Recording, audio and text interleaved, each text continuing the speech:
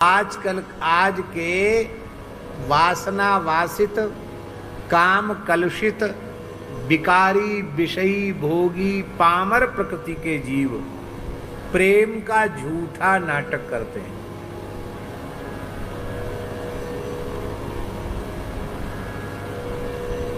और उनके नाटक की परिणति स्वामी जी कैसी होती है। अभी अभी ऐसी ऐसी घटनाएं घटी ना, विवाह के बाद घूमने गए और पत्नी ने ही पति की टुकड़े टुकड़े काट कर हत्या करवा दी, बोटी बोटी कटवा दी। यह है इस समय का प्रेम।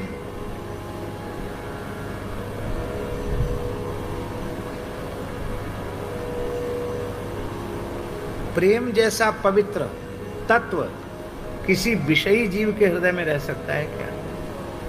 किसी कामी लोलुप व्यक्ति के हृदय में रह सकता है क्या प्रेम? किसी पामर व्यक्ति के भीतर प्रेम रह सकता है क्या? किसी दुष्ट के भीतर प्रेम रह सकता है क्या? अरे भाई, प्रेम तो साधु पुरुषों के हृदय में होता है। प्रेम कहते किसको है? महाराज जी नारद भक्ति सूत्र में नारद जी ने कहा प्रतिक्षण वर्धमान प्रेम का स्वरूप है। जो प्रतिक्षण बढ़े उसका नाम है प्रेम, और जो घटे वो प्रेम थोड़ा ही है। संसार का प्रेम बढ़ता नहीं है, संसार का प्रेम घटता है।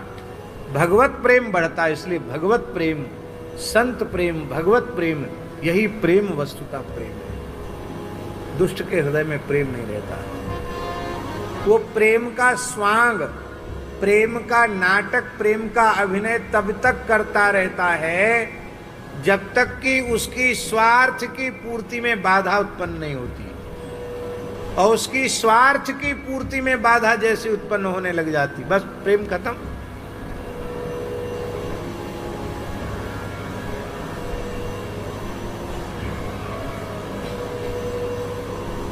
दुष्ट के भीतर का प्रेम कैसा होता स्वामी जी? आकाश की बिजली जैसा। कितने घंटे चमकती है बिजली? एक क्षण चमकी और खत्म। ऐसी कभी कभार दुष्ट के भीतर भी प्रेम की चमक आ जाती है, पर खत्म हो जाती है।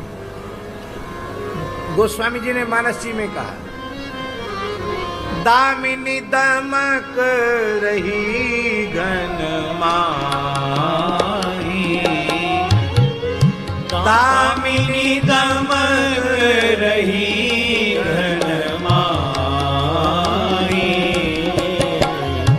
खल के प्रीति जथा फिर नाही, खल के प्रीति जथा फिर नाही।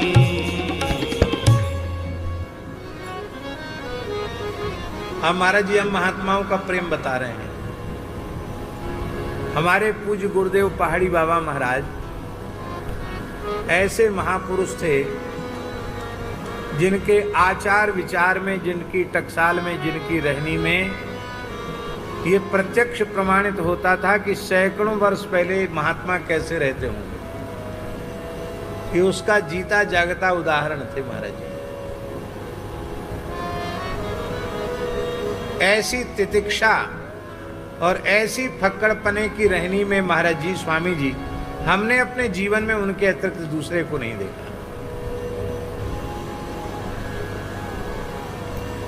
एक ही अचला रखते थे, एक ही लंगोटी रखते, दो लंगोटी नहीं रखते, और एक ही गमछा रखते थे, और आसन एक इतना छोटा सा आसन, और ठंडी गर्मी बरसात नीम के वृक्ष के नीचे खाली तखत पर बैठे रहते थे। एक नारियल का इतना सा पात्र, एक तांबे की इतनी छोटी लुटिया, बस दो ही चीज उनके पास रहती थी। हाँ, एक रेडियो जरूर रहता था। रेडियो किस लिए? रामचरितमानस आता था, वो उसमें वो सुनते थे। और शास्त्रीय संगीत के बड़े शौकीन थे वो, तो उसमें कोई बड़ा ख्याल, छोटा ख्याल, या ध्रुपद धमार, या कभी हवेली उपशास्त्रीय संगीत आता, वो अथवा कभी सितार वादन आता, कभी एकल तबला वादन आता। तो ये सब वो सुन लेते थे समाचार में कि कब आने वाला है। हे बच्चा ध्यान रखना, उस समय वो सुनते थे। और एक स्वर गलत लगा दिया गाने में या बजाने में, कुछ चूक हो गई, तो ये नहीं भूल जाते थे कि वो गाने बजाने वाला स्टेशन में बैठ के गा रहा है। वो समझते यहीं बैठ के गा रहा है, तो रेडियो को उठा के पटक देते। इतने जोर से पटकते रेडियो को कि रेडियो छार छार हो जाता, सब उसका कचूमर निकल जाता रेडियो का। तो गौर, ये तो फूट गया। महाराज पटक देगी तो फूटेगा नहीं, तो अब कैसे सुनेंगे समाचार? बोले महाराज दूसरा ले आएंगे रेडियो, दूसरा रेडियो आ जाए, और कुछ नहीं।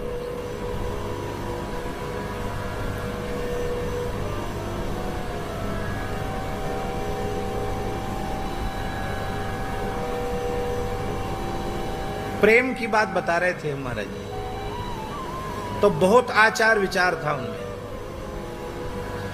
साधुओं को महाराज जी वो बोलते थे कि एक वर्ष हमारे पास रह के जो हमारी टोका टाकी सहन कर लेगा, वो पूरे भारतवर्ष में कहीं चला जाए, साधु समाज में आचार विचार के संबंध में, रहने के संबंध में उसको कोई उंगली नहीं उठा सकेगा। इतने पवित्र थे, बहुत पवित्र थे।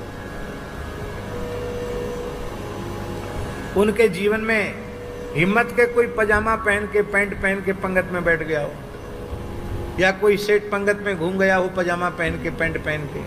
महिला तो घूम ही नहीं सकती पंगत में। उनके छठे छठाए भक्त थे महाराज जी।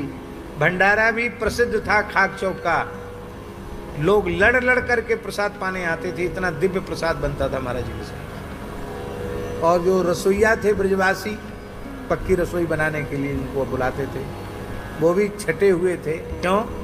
उनको पहले महाराज जी चाहे जितनी ठंड हो, घर से नहा के आए, पहले कुआं के पानी से स्नान कराते, फिर कोरा कपड़ा पहनने के लिए देते, बाहर निकल गए तो फिर नहाओ, छू किसी को सकते नहीं।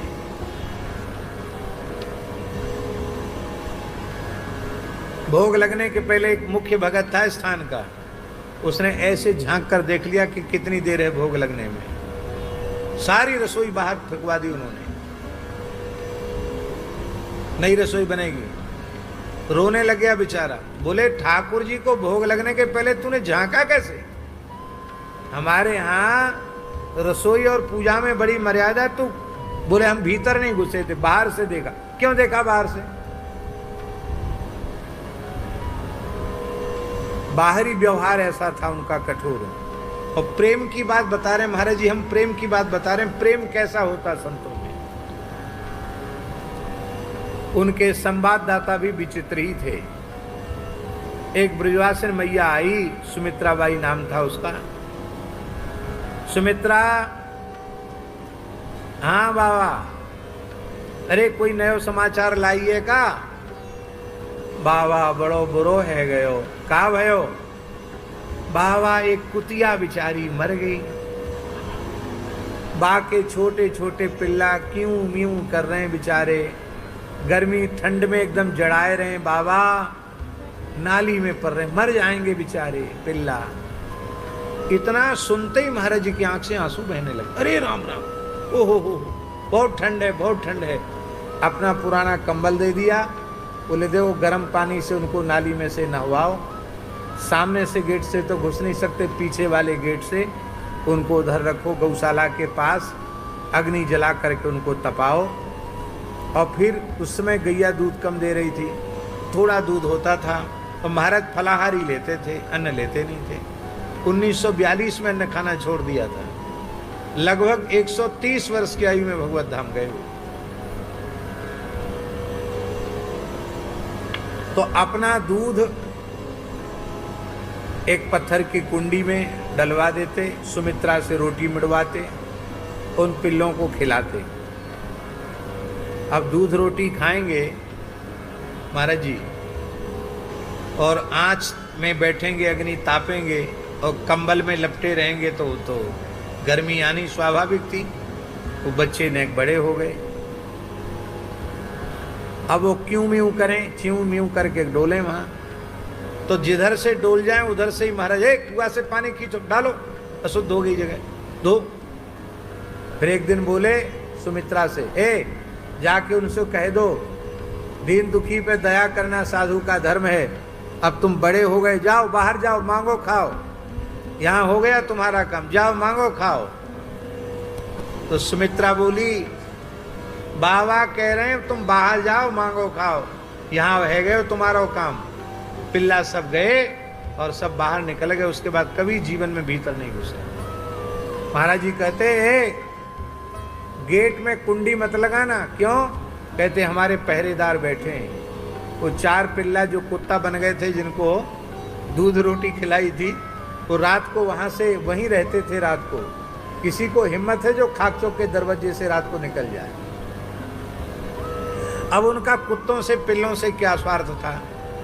जीवन में कभी कुत्ता छुआ नहीं महाराज जी उन्होंने, उन पिल्लों को भी नहीं छुआ, लेकिन उनके कष्ट को देखकर उनकी आंख से आंसू बहने लगे।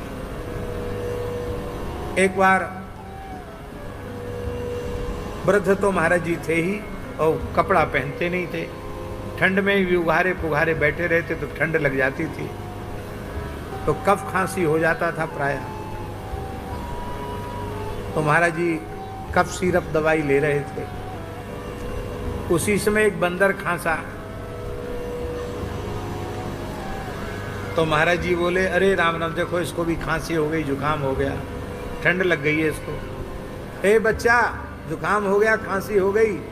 बंदर बोला, आजा आजा आजा, दवाई चाट ले, दवाई चाट ले, बहुत बढ़िया दवाई है, गीता डॉक्टर नहीं दे के गई है, बहुत अच्छी दवा है। और बस अपनी वो नारियल के पात्र में दवाई लग के चाटते थे, चाट लिया, 1-2 ढक्कन उसी में डलवा करके उंगली भर भर करके उसके मुंह में चले, चाट ले चाट ले चाट ले। बंदर को दवाई चटाई, फिर बोले, और तेरी तबीयत खराब है? तो जैसे कोई रोग वैद्य की नाड़ी देखे ऐसे उस बंदर ने हाथ ये हमारे आंखों के सामने की बात है, तो उसकी नाड़ी ऐसे पकड़ ली बंदर की। ओहो, अरे राम राम राम राम, अरे राम राम राम, इसको तो बहुत तेज बुखार चढ़ा हुआ है, अब ये बेचारा किस अस्पताल में जाएगा दवाई लेने? अरे राम राम राम, ओहो, इसको तो बहुत तेज बुखार है, हे भगवान अब इस बेचारे का क्या होगा, हे भगवान इसका क्या होगा, इसको तो बहुत जोर बुखार चढ़ा है, अरे राम राम इसका क्या होगा। जा बच्चा जा, बच्चा जा। चला गया नीम के ऊपर वो बंदर। महाराज जी बिल्कुल स्वस्थ थे, केवल खांसी थी। आधा घंटे के भीतर महाराज जी को तेज बुखार आ गया। बोले हमको कोठरी में ले चलो, हमको बहुत तेज बुखार है, बहुत जाड़ा लग रहा है। कंबल उड़ा दिया। तो हमने रात को महाराज जी से पूछा, महाराज जी आप बिल्कुल स्वस्थ थे, इतने जल्दी अकस्मात बुखार कैसे आ गया? तो बोले भाई देखो, हम बीमार पड़ जाएंगे तो तुम लोग हमारी दवाई कराओगे, बंदर की दवाई कौन कराएगा? बंदर का बुखार हमने अपने ऊपर ले लिया। अब बंदर से किसी का क्या स्वार्थ हो सकता है? भगवान को भोग लग के आता तो मंदिर के थाल में से थोड़ा सा महाप्रसाद भात लेते और एक विचित्र प्रकार की आवाज महाराज जी निकलते, चिक चिक चिक चिक चिक चिक चिक चिक जीव से। सैकड़ों गिलहरी नीम के ऊपर से, कदम्ब के ऊपर से, जामुन के ऊपर से आकर गिलहरी महाराज जी के शरीर पर चढ़ने लग जाती, कोई जटा पे चढ़ रही, कोई हाथ पे चढ़ रही। सबको महाप्रसाद खिलाते और कहते बस बस बस बस हो गया, खत्म हो गया, खेल खत्म, खेल खत्म, जाओ री जाओ, जाओ री गिलहरिया जाओ। सब गिलहरी चली जाती। सवेरे कोठरी में ध्यान में होते तो ठीक समय से गलगलिया चिड़िया होती ना, वो आती, वो अपनी चोंच और पंजा से उनके कोठरी पर प्रहार करती, तब वही खोलती थी एक तरह से महाराज जी का गेट। तो महाराज जी द्वार खोलते, सैकड़ों चिड़िया भीतर कमरे में, फिर उनको बढ़िया नमकीन अपने हाथ से बनाते थे, नमकीन खिलाते थे उनको चिड़ियों को। एक बार घी खत्म हो गया तो नमकीन तो प्रायः तेल का ही बनता है, पर महाराज जी तो विलक्षण थे ना, वो चिड़ियों के लिए भी घी का नमकीन बनाते थे। तो घी खत्म हो गया तो तेल का नमकीन बनाया। हाँ, काशी विश्वनाथ भगवान की जय। हम लोग बड़े भाग्यशाली हैं। महामंडलेश्वर पूज्य स्वामी श्री आशुतोषानंद गिरी जी महाराज जो काशी में श्री महंत पद पर विराजमान हैं और श्री बाराह मंदिर श्री सोरों जी वहाँ के भी श्री महंत पद पर ना नहीं लेते महाराज हमारा नियम आप जाने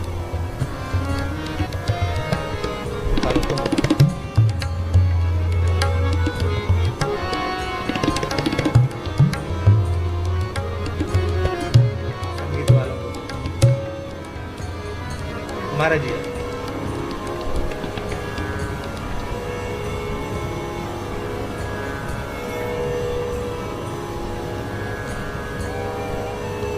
तो महाराज जी हम वो बात पूरी कर दें। वो चिड़िया आई, उनको नमकीन बिखेरा महाराज जी ने, तो नहीं खाया उन्होंने, चली गई। हम उसको बुलाया, अमुकदास, हाँ, बोले देखो आदमी की जबान नहीं बिगड़ती है, इन चिड़ियों की जबान बिगड़ गई, नाराज होके चली गई हैं। कहती घी का नमकीन खाएंगी, तेल का नहीं।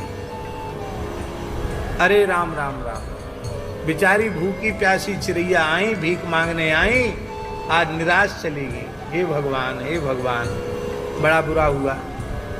अब क्या होगा? हमने कि महाराज जी अब क्या होगा, अब नमकीन बनाना पड़ेगा घी का। बोले अब इतने जल्दी थोड़ी बनेगा, आज बेचारी क्या खाएंगी। हम चुप हो गए। फिर आवाज लगाई, आओ री चिड़ैया, आओ आओ, बढ़िया माल खिलाएंगे। क्या घी का नमकीन, बढ़िया माल खिलाएंगे। फिर सब चिड़िया आ गई भीतर। एक किशमिश का पैकेट खोला, बड़ा पैकेट, और किशमिश खिलाई चिड़ियों को, खुश होके चली गई। आप कहेंगे कि ये सब आप क्यों सुना रहे हैं, भागवत की कथा के नाम पर ये सब क्यों सुना रहे हैं? इसको बता रहे हैं शुद्ध प्रेम। जिन पक्षियों से, जिन गिलहरियों से, जिन चींटियों, कोई स्वार्थ नहीं।